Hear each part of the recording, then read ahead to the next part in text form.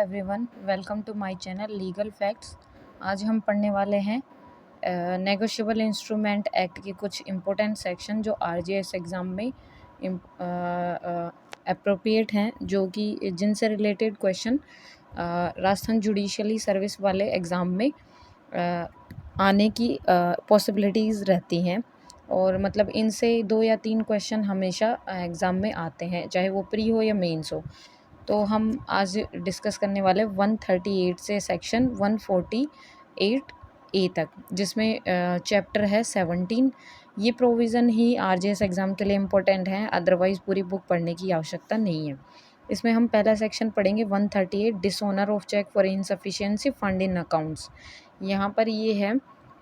हम डिस्कस करेंगे इस सेक्शन के बारे में कि any cheque is drawn by on account is maintain by him with the banker to payment of a money to another person out of the account for discharge in whole. मतलब इसमें ये कहा गया है कि अगर कोई चेक है किसी व्यक्ति के द्वारा किसी दूसरे व्यक्ति को दिया जाता है,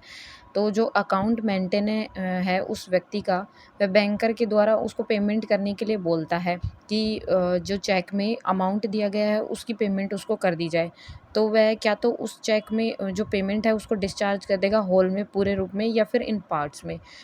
मतलब जो उनके बकाया के लिए, डेब्ट्स के लिए ना अदर लाइबिलिटीज़ के लिए, अगर वह बैंकर उसको रिटर्न कर देता है बाय द बैंक के द्वारा वो अनपेड हो जाता है, either because of an amount of money standing in account in insufficient. मतलब अगर उस बैंक अकाउंट में वो मनी इनसफिशिएंट होती है to owner of the cheque, या फिर exceed the amount arrange to be paid from that account by agreement made by the bank. मतलब क्या तो इनसफिशिएंट अमाउंट होता है उस बैंक में, या फिर चेक में जो बैलेंस दिया गया है, अमाउंट दिया गया है, वो अकाउंट की जो अमाउंट है उससे एक्सीड होता है,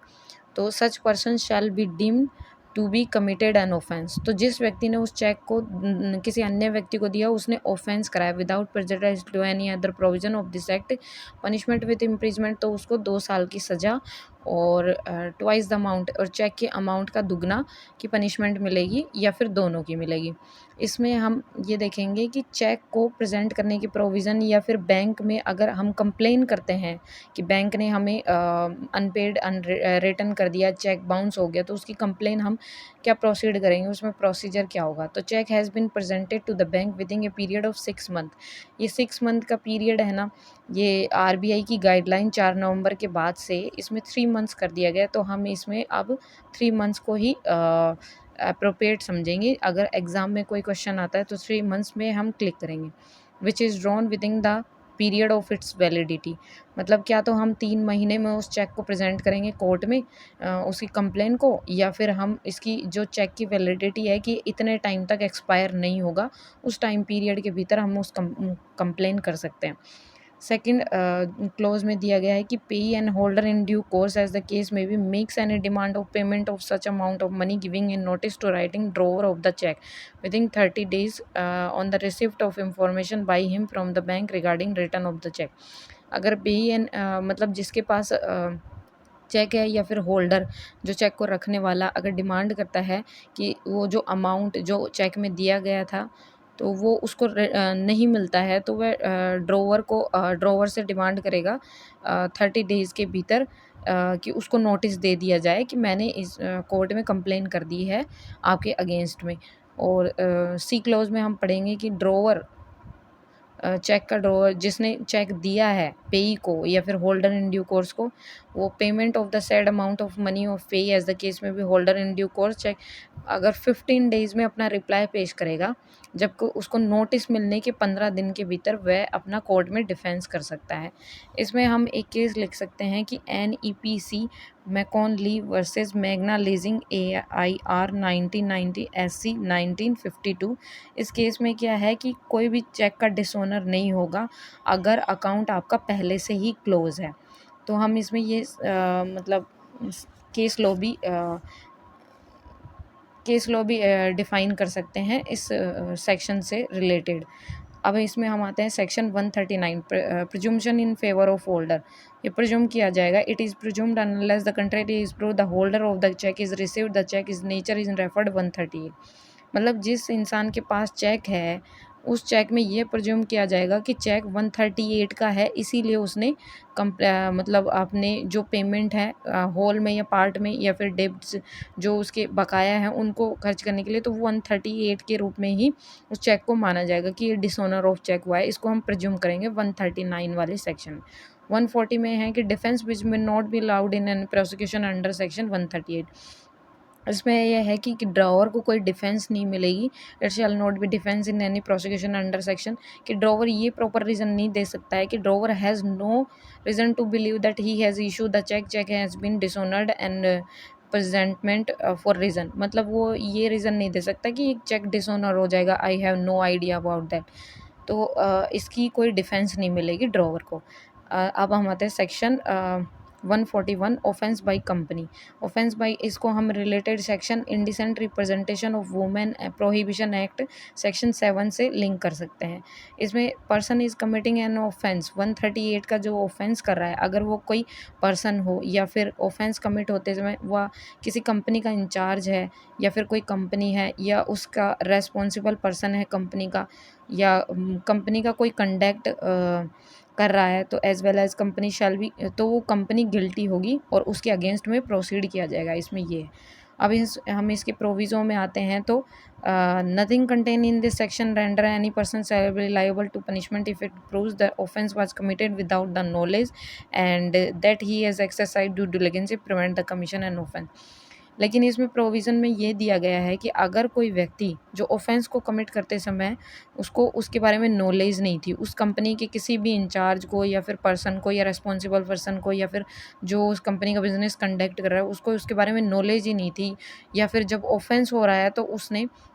उस ऑफेंस को रोकने के लिए उसके लिए सम्यकता बरती, एक्सरसाइज करी, ड्यू डिलिजेंसी, फिर भी वो ऑफेंस नहीं रुका, तो वो रेस्पॉन्सिबल नहीं होगा। और अगर कोई व्यक्ति जो कि डायरेक्टर है कंपनी का, जो होल्ड करता है एम्प्लॉयमेंट सेंट्रल गवर्नमेंट के अंतर्गत, स्टेट गवर्नमेंट के अंतर्गत, या कोई फाइनेंशियल कॉरपोरेशन ओड कंट्रोल है central government and state government, तो वह लाइएबल नहीं होगा इस प्रोसिक्यूशन के लिए जब तक कि उससे सेंट्रल या स्टेट गवर्नमेंट की कोई कंसेंट नहीं ली जाए। सेकंड सबसेक्शन में हम आते हैं, nothing contain in section first when any offence has been committed by a company it is proved, मतलब इसमें ये कहा गया है कि अगर कोई ऑफेंस कमिट होता है किसी कंपनी के द्वारा, इट इज़ प्रूव्ड, ये साबित हो जाता है कि ऑफेंस कमिटेड हुआ है by the consent and convenience and attribution and neglect and part of director, manager, secretary and other officer of the company. तो director, manager, secretary, other officer guilty होंगे उस ऑफेंस के लिए। सेकेंड सबसेक्शन में इतना ही बताया। अब हम आते हैं section 142 cognizance and offence. Nothing with content. CrPC में किसी बात के होते हुए भी अगर कोई भी कोर्ट, मतलब इसमें कहा गया है कि no court shall take cognizance and offence punishable under section 138 except upon a complain in writing made by payee as the case may be holder in due course of the cheque. मतलब जब तक कि कोई उस complain पर कोई भी court cognizance नहीं लेगा जब तक कि वह कंप्लेन रिटर्न में ना हो पेई के द्वारा, जो होल्डर इन ड्यू कोर्स है। और अगर कंप्लेन की गई है 1 महीने के भीतर from the cause of action, मतलब उसने कोर्ट बैंक में अपना चेक लगाया, बैंक उसका चेक डिसऑनर कर देता है, तो उसके बाद में उसका चेक डिसऑनर करने के 1 महीने के भीतर अगर वो कंप्लेन नहीं कर दे, तब नहीं तो उसके बाद में कोई भी कोर्ट कॉग्निजेंस नहीं लेगा। लेकिन इसमें क्या है, कुछ एक्सेप्शन दिया गया है। Provided the cognizance of complain may be taken by court after the prescribe period, मतलब उस प्रेस्क्राइब पीरियड के बाद 1 महीने के बाद भी वो कॉग्निजेंस ले सकता है। कब ले सकता है, कि अगर कोई कंप्लेनेंट जिसके पास था, जिसने कंप्लेन करी, सेटिस्फाई कर देता है कोर्ट को कि है he has sufficient cause for not making a complain with in a period, तो अगर उस पीरियड के दौरान उसके पास सफिशिएंट कॉज था कि उसने कंप्लेन नहीं करी है, उसके पास प्रॉपर रीज़न था, तो कोर्ट उस पीरियड के बाद में ही कॉग्निजेंस ले सकता है। अब हम आते हैं इसके क्लोज सी की तरफ। नो कोर्ट इन्फीरियर, मतलब कोई भी जो निम्न स्तर का न्यायालय other than metropolitan magistrate, judicial magistrate, first class shall trial and offence under section, मतलब निम्न स्तर का न्यायालय उसकी वजह metropolitan magistrate, judicial magistrate, first class offence का ट्राई करेगा और कोई निम्न न्यायालय नहीं करेंगे। अब हम आते हैं सबसेक्शन 2 की तरफ। सबसेक्शन 2 में बताया गया है कि ऑफेंस अंडर 138 इनकी इंक्वायरी एंड ट्रायल कहाँ होगी। इंक्वायरी एंड ट्रायल के संबंध में इसमें 2 सब क्लॉज दिए गए हैं। अगर कोई cheque is delivered for the collection and account the branch of the bank where the payee holder in due course, मतलब चेक जहाँ पर डिलीवर हुआ अकाउंट का कलेक्शन करने के लिए और जिस बैंक में उसने चेक लगाया उसकी कोई ब्रांच है वहाँ पर उसकी जुरिडिक्शन में कोर्ट अपना जो एनआई वाला ये provision at dishonour of cheque इसका ट्रायल करेगा। और अगर चेक प्रेजेंट होता है पेमेंट के लिए पेई के द्वारा holder in due course otherwise throat an account, मतलब जहाँ पे अकाउंट है उसकी बजाय जो पेई है जो कि होल्डर ड्यू कोर्स जिसके पास चेक है उसने चेक प्रेजेंट करा किसी अन्य बैंक में, तो उसकी ब्रांच में भी उसकी ब्रांच की जुरिडिक्शन में भी जो कोर्ट आता है वो उसका ट्रायल कर सकता है। अब हम आते हैं सेक्शन 142 ए की तरफ। Validation for transfer of pending cases. Nothing with anything contains in code of criminal procedure any judgment order degree and direction of the court all cases and transfer to having jurisdiction under subsection 2 of section 142 amendment by negotiable instrument amendment ordinance act shall be deemed to have been transferred under this act and subsection has been enforced in all material times। इसमें ये दिया गया है कि CrPC में किसी बात के होते हुए भी अगर कोई जजमेंट ऑर्डर या डिक्री है या फिर कोर्ट के डायरेक्शन या जो केस हैं ऑल केसेस जो ट्रांसफ़र करे जाएंगे 142 के 2 में इसमें किए जाएंगे जहां पर कि कोर्ट का मतलब ऑफेंस का ट्रायल इंक्वायरी करा है तो यहाँ पर किए जाएंगे। लेकिन वो कैसे किए जाएंगे कि अगर मतलब ये ऑर्डिनेंस एक्ट के हिसाब से किए जाएंगे कि वो उस कोर्ट मतलब उस कोर्ट में केस क्या है पेंडिंग है, मतलब उस कोर्ट की जुरिडिक्शन में वो आते हैं तो उस केस को ट्रांसफ़र कर दिए जाएंगे। तो उसमें माना जाएगा कि वो नेगोशिएबल इंस्ट्रूमेंट एक्ट 1881 के अंतर्गत ही मतलब ट्राइबल और इंक्वायरल हैं। तो इसमें हम ये मानेंगे कि 142 के 2 में उसको ट्रांसफ़र कर देंगे केस को, और जो कि इस सेक्शन के अंतर्गत 148 एक सेक्शन के अंतर्गत ही उनका ट्रायल उस कोर्ट के अंतर्गत हो जाएगा। मतलब ये नेगोशिएबल इंस्ट्रूमेंट एक्ट 1881 के अंतर्गत जो मतलब 2015 के बाद वाले सेक्शन वो इसके अंतर्गत ही माने जाएंगे। Nothing anything contain in subsection 2 and section 142 subsection first where the pay and holder in due course as the case may be has filed a complaint against the drawer of the check in the court having jurisdiction under subsection 2 of 142। इसमें कहा गया है कि 142 के 2 में जहाँ पर court inquiry and trial कर रहा है केसेस की, और सबसेक्शन फर्स्ट में कि कोई भी कोर्ट कंप्लेन किन कंप्लेन पर कैसी कंप्लेन पर किस पेई के द्वारा ट्रायल करेगा, तो उनके बजाय अगर कोई कंप्लेन फिल्ड करता है ड्रोवर के अगेंस्ट में एक चेक के लिए ऐसे कोर्ट की जुरिडिक्शन में जो सबसेक्शन 142 के मतलब जहाँ पे इंक्वायरी जहाँ चेक प्रेजेंट हो रहा है या फिर चेक डिलीवर्ड हो रहा है उसकी जुरिडिक्शन में, तो उसको ट्रांसफ़र किया जाएगा to that court under subsection subsection first के अंतर्गत, और कंप्लेन अगर पेंडिंग है उस कोर्ट में मतलब सबसेक्शन ए के अंतर्गत उसको ट्रांसफ़र कर दिया जाएगा। और अगर वो केस पेंडिंग है सबसेक्शन 1 में कोर्ट में, तो जो सब्सिक्वेंट जो बाद वाले सारी कंप्लेन है ना उसी कोर्ट के समक्ष 138 की कंप्लेन है अगेंस्ट द सेम ड्रॉवर, उसी ड्रॉवर के अगेंस्ट में सेम कोर्ट में, तो मतलब इस बात पे ऑब्जेक्शन नहीं उठाया जाएगा कि मतलब मान लो हमने कोई चेक प्रेजेंट करा हमने कोई चेक प्रेजेंट करा 142 के हिसाब से, तो अगर वो चेक 142 के 1 के हिसाब से होता है तो हम चेक उसकी जुरिडिक्शन में पेश करेंगे। तो हम बाद में ये क्वेश्चन नहीं उठा सकते कि हमने चेक डिलीवर्ड किया था तो वहाँ पर उसकी कोर्ट की जुरिडिक्शन में आना चाहिए, नहीं, उससे रिलेटेड अगर कोई प्रीवियस मैटर है जो कि सेम ड्रॉवर के अगेंस्ट में है और सेम ही कोर्ट में है, तो उसी कोर्ट में हम उस दूसरी कंप्लेन को पेश कर सकते हैं। इसमें ये बताया गया है। सबसेक्शन 3 में हम पढ़ते हैं कि if on the date of commencement of negotiable instrument amendment act 2015 more than one prosecution filed against the same payee and holder in due course as the case may be against the same drawer of the cheque is pending before the different courts upon the said fact has been brought to the notice of the court. इसमें यह कहा गया है कि अगर कोई मतलब check present होता है जो नेगोशिएबल इंस्ट्रूमेंट अमेंडमेंट एक्ट 2015 से पहले कोई चेक प्रेजेंट किया गया तो वहाँ पे एक से अधिक चेक है, तो चेक बाउंस हुए हैं या डिसऑनर हुए हैं, तो एक ही पर्सन के फेवर में है वो, कि मतलब एक ही पर्सन ने उन पे बहुत सारे चेक लगाए हैं और एक ही व्यक्ति के खिलाफ एक ही व्यक्ति ने उन्हें बहुत सारे चेक दिए थे। तो चेक अगर डिफरेंट कोर्ट में पेंडिंग है, मतलब अलग-अलग कोर्ट में पेंडिंग है, तो मतलब सभी कोर्ट को नोटिस दे दिया जाएगा। उसकी बजाय इसमें क्या कहेगा कि such court shall transfer the cases to court having jurisdiction, जो 142 के 2 में दिया गया है ना कि केस मतलब वो चेक जहाँ पे डिलीवर होगा, प्रेजेंट होगा, उस कोर्ट में पेश कर दिया जाएगा और अदरवाइज़ कि सभी कोर्टों में उनको नोटिस दे दिया जाएगा कि ये चेक आपकी जुरिडिक्शन में नहीं आएगा।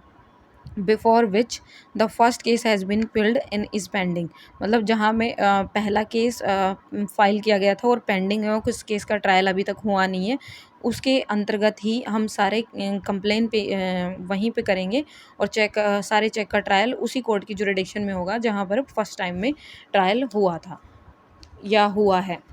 अब हम आते हैं सेक्शन 143 की तरफ। इसमें ये है कि power of a court to try cases summarily. इसमें ये है कि समरली ट्राई होगा इन जो चेक बाउंस वाले जो मैटर्स होते हैं, इन इन केसेस का ट्रायल समरली होगा। इसमें नथिंग विद एनी सीआरपीसी की अन्य प्रोविजन में ऑल ऑफेंस शैल चैप्टर में भी ट्राई बाय जुडिशियल मजिस्ट्रेट, इसमें फर्स्ट क्लास जुडिशियल मजिस्ट्रेट द्वारा मेट्रोपॉलिटन मजिस्ट्रेट द्वारा। जो सीआरपीसी के प्रोविज़न दिए गए हैं 262 से 265, इसमें समरली ट्रायल दिया गया है of the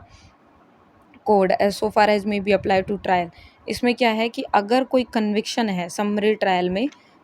in any case any conviction in summary trial इस सेक्शन में, तो अगर मजिस्ट्रेट के लिए लॉफुल है, it shall be lawful by the magistrate to pass a sentence of imprisonment for not exceeding 1 year an amount, तो वो पास करेगा 1 साल की सज़ा और 5,000 रुपये का जुर्माना। ठीक है, लेकिन अगर इसमें प्रोविजो दिया गया है कि at the commencement and in the course of summary trial के दौरान अगर कोर्ट को यह लगता है, it appear to the magistrate, कि केस का नेचर इस तरह का है कि sentence of imprisonment for a term exceeding, तो उसको 1 साल से अधिक की सज़ा दे दी जाए जो कि उसने पास करी है, तो वो क्या करेगा magistrate, for any other reason, किसी अन्य रीज़न में अनडिज़ायरेबल, उसको समरी ट्रायल करने की बजाय क्या करेगा मजिस्ट्रेट, शैल आफ्टर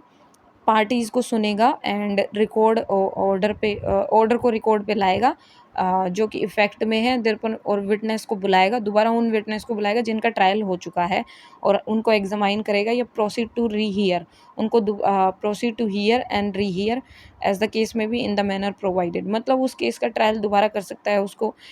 दोबारा ट्रायल विटनेस को पार्टीज़ को बुला सकता है, उनको सुन सकता है या फिर विटनेस को जो भी हैं उनको दोबारा बुला के उस रिकॉर्ड को ऑर्डर पर ला सकता है, तो मजिस्ट्रेट ये करेगा।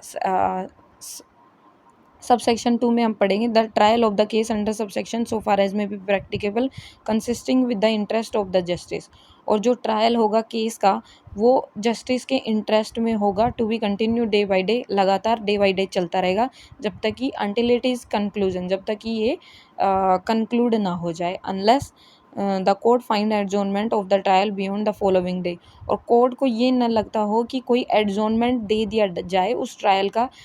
आगे की किसी भी डेट में नेसेसरी फॉर रीज़न, और उसके लिए वह रीज़न रिकॉर्ड कर देगा। सेकंड सबसेक्शन में हम ये पढ़ते हैं। थर्ड सबसेक्शन में हम पढ़ते हैं कि एवरी ट्रायल्स अंडर सबसेक्शन, जो समरी ट्रायल है ये 143 के डिसऑनर ऑफ चेक का, वो कंडक्ट होगा एक्सपीडियसली, मतलब वो एज सून एज पॉसिबल वो कंप्लीट करेंगे उस ट्रायल को, and shall be made to conclude the trial 6 month from the date of the filing of, वो कंप्लीट करेंगे उसको 6 महीने के भीतर, जैसे कि कंप्लेन फाइल हो सके उस डेट से 6 महीने के भीतर। अब हम आते हैं सेक्शन 144 की तरफ, mode of service of summon, nothing with anything contains in code of criminal procedure 173 for the purpose of this chapter, and magistrate issuing a summon to accused and witness may direct a copy of summon and to be served at the place where the accused and witness ordinarily reside and carry on business and personally works for, again speed post by such courier service as may be approved by court of session। इसमें दिया गया है कि CrPC में जो provision दिया गया है उसकी बजाय जो मजिस्ट्रेट समन जारी करेगा एक्यूज को, जिसने चेक बाउंस करवाया, जिसने चेक दिया था, या फिर विटनेस को जो मतलब किसी ने उसको चेक देते हुए देखा या फिर उनकी प्रेजेंस में किसी ने चेक दिया, तो डायरेक्ट करेगा समन की कॉपी सर्व्ड जहाँ पर वो अक्यूज़ रहता है या फिर विटनेस ऑर्डिनरी रिजाइन या फिर बिजनेस करते हैं। पर्सनली वर्क्स फॉर गेन, उनको स्पीड पोस्ट के द्वारा या कुरियर सर्विस के द्वारा जो कोर्ट ऑफ सेशन ने अप्रूव्ड किए हैं उनको समन भेज देगा एक्यूज़ को या फिर विटनेस का। सेकंड क्लॉज में हम सेकंड सबसेक्शन में हम ये पढ़ते हैं कि अगर कोई एक्नॉलेजमेंट है purporting to be sign by the accuse and witness and endorsement purporting to be made by person authorised by postal employ, अगर ये है कि हमने उस चेक को बाय पोस्ट मतलब हमने क्या है समन की सर्विस करवा दी बाय पोस्ट, तो उस एक्नॉलेजमेंट में उसकी कि वो रेडी हो गया उस समन को लेने के लिए और उस समन की सर्विस हो गई है, उस पे हम साइन करेंगे एक्यूज़ के और विटनेस के। लेकिन जो एंडोर्समेंट है जो कि रिसिप्ट है जिस पे कि on the back of the receipt उस पे साइन करवाएंगे उस पर्सन के, और किसके द्वारा साइन किए जाएंगे, जो कि पोस्टल डिपार्टमेंट का कोई पर्सन है जो ऑथराइज है उस समन को पोस्ट करने के लिए, और द कुरियर सर्विस वाला या जो पर्सन ऑथराइज है कुरियर सर्विस के द्वारा या पोस्टल डिपार्टमेंट के द्वारा उस व्यक्ति के द्वारा की एक्नॉलेजमेंट उसको साइन कर दी जाएगी कि उसमें समन की सर्विस हो गई। और अगर कोई एक्यूज और witness refuse to take delivery of summon has been received court issuing the summon may be declared the summon has been duly served. और मतलब समन को देने के बाद में कोई एक्यूज विटनेस मना कर देता है कि मेरे को इस समन की सर्विस नहीं करवानी या समन नहीं लेना है, तो मना कर देता है, तब भी कोर्ट ये मानेगा कि उस समन की सर्विस हो चुकी है। Evidence on affidavit, nothing with anything contains in code of civil procedure the evidence of complainant may be given on affidavit. मतलब इसमें ये होगा कि कंप्लेनेंट ने अगर कोई कंप्लेन पेश की है तो एफिडेविट पर पेश करेगा और उसमें एफिडेविट को एविडेंस के रूप में यूज़ किया जा सकता है। मैं सब्जेक्ट टू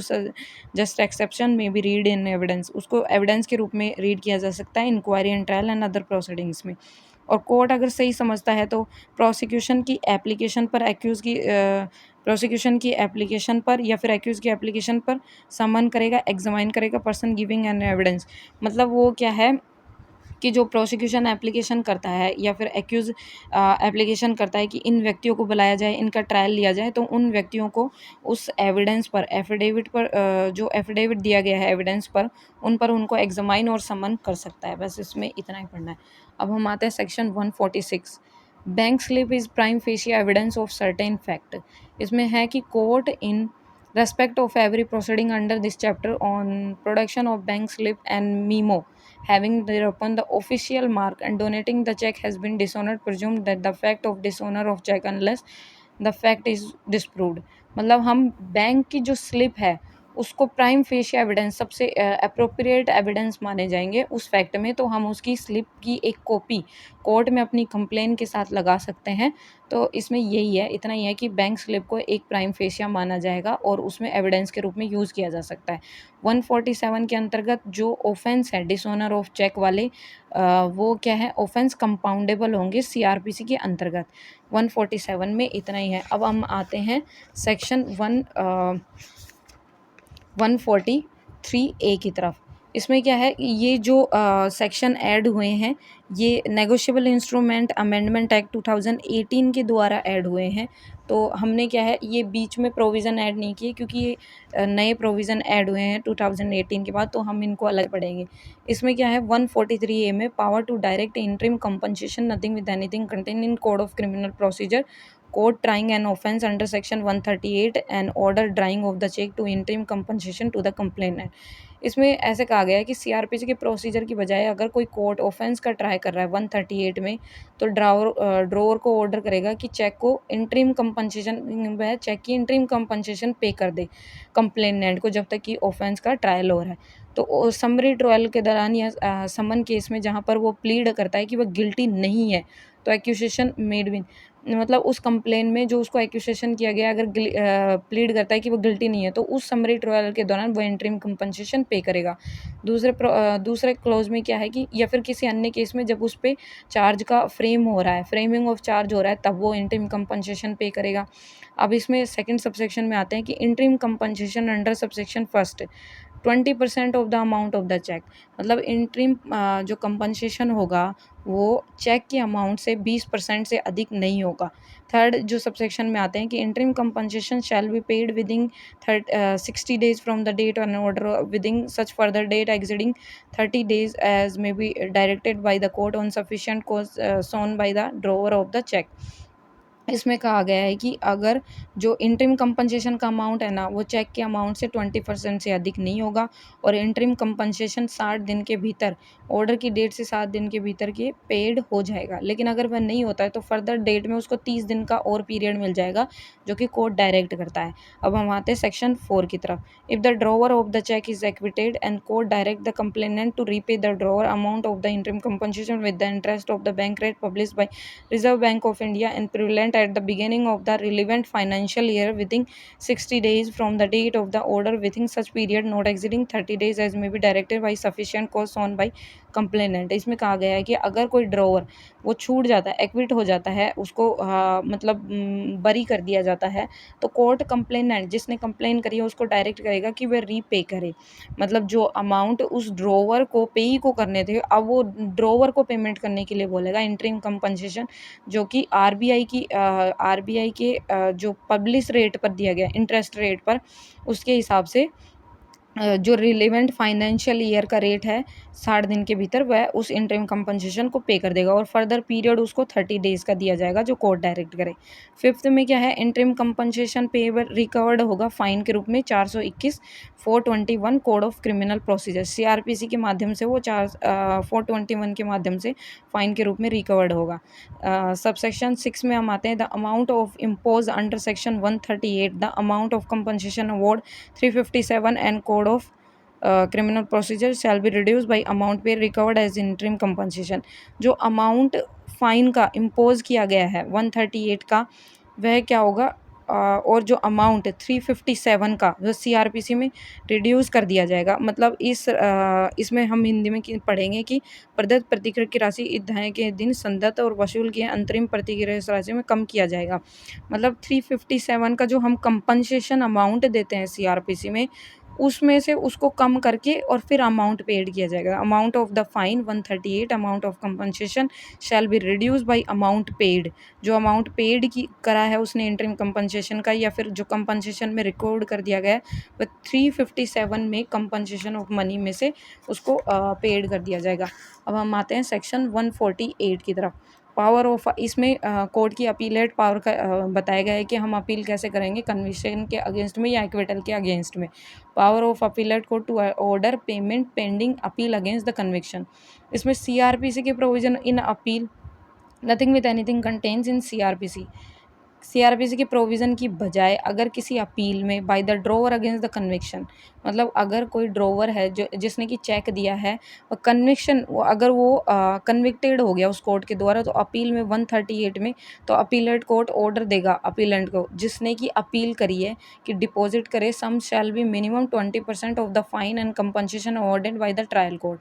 मतलब वो जो अपीलेट कोर्ट जिसमें अपील की गई है ना तो जिस व्यक्ति ने अपील की है उसको क्या करेगा कि उस कोर्ट में 20% जो कंपनसेशन देना चाहिए उसको उस अमाउंट को पहले कोर्ट में डिपॉजिट करे। अब जो अमाउंट पेएबल होगा अंडर सबसेक्शन वह एडिशन इंटरिम कंपनसेशन की बजाय होगा। जो अमाउंट उसको पेई को देना है उसकी बजाय में वो जो डिपॉजिट कर रहा है कोर्ट में वो उसकी बजाय होगा अलग होगा in addition to interim compensation की बजाय हो जो उसने 143 ए में पेड किया है। और जो अमाउंट रेफर्ड किया गया है सबसेक्शन फर्स्ट में वो 60 डेज़ के भीतर फ्रॉम द डेट ऑर्डर की डेट से 60 दिन के भीतर पेमेंट हो जाएगी और फर्दर डेट पर 30 दिन का पीरियड भी उसे मिल जाएगा सफिशिएंट कॉज दिखाने पर कोर्ट को। तो उसमें 30 दिन का पीरियड और डायरेक्ट कर देगा कोर्ट। और अगर अपीलेट कोर्ट डायरेक्ट करता है release an amount deposit by the appellant to the complainant at the time during the pendency of appeal तो अपीलेट कोर्ट क्या करेगा उस अमाउंट को रिलीज़ कर देगा जो उसने डिपॉजिट करा है मतलब डिपॉजिट करवाया है अपीलेंट के द्वारा कंप्लेनेंट को। मतलब कंप्लेनेंट को देने के लिए जो अमाउंट उसने कोर्ट में डिपॉजिट कराया अपीलेंट से वह अपील के दौरान उसको क्या कर देगा रिलीज़ कर देगा उस अपीलेंट को। ठीक है तो इसमें इसका प्रोविज़न में हम पढ़ते हैं कि अपीलेंट अगर एक्विट हो जाता है तो कोर्ट उसको डायरेक्ट करेगा कि कंप्लेनेंट जिसने कंप्लेन करी है और उस कंप्लेन में वो जो ड्रॉवर है, कन्विक्टेड पर्सन है, तो वो अपीलेंट हो जाता है क्योंकि उसने अपील करी है अपीलेट कोर्ट में। तो कंप्लेनेंट को ऑर्डर करेगा कि वह रीपे करे, मतलब जो अमाउंट अपीलेंट ने पेमेंट करी थी, कोर्ट में डिपॉज़िट करी थी रिलीज़ होने के लिए, वो उस पेमेंट को दोबारा डिपॉज़िट मतलब वो पेमेंट करवाएँगे अपीलेंट को कंप्लेनेंट से, जो कि उसने द अमाउंट सो रिलीज़, जिससे वह रिलीज़ हुआ था, with the interest of the bank as published by the reserve bank of India prevalent as beginning relevant financial year के अकॉर्डिंग। जो फाइनेंशियल ईयर है उस रेट पर जब उसने कोई रिज़र्व बैंक ने कोई रेट मतलब इंटरेस्ट लगाया, उसके हिसाब से उसको पेमेंट करेगा 60 डेज़ में from the date of the order की डेट से, या फिर फर्दर पीरियड उसके लिए 30 दिन का ऑर्डर भी, मतलब 30 दिन का एक्सटेंशन पीरियड भी कोर्ट पास कर सकता है, अगर वो कंप्लेनेंट उसको सफिशिएंट कॉज़ दे तो।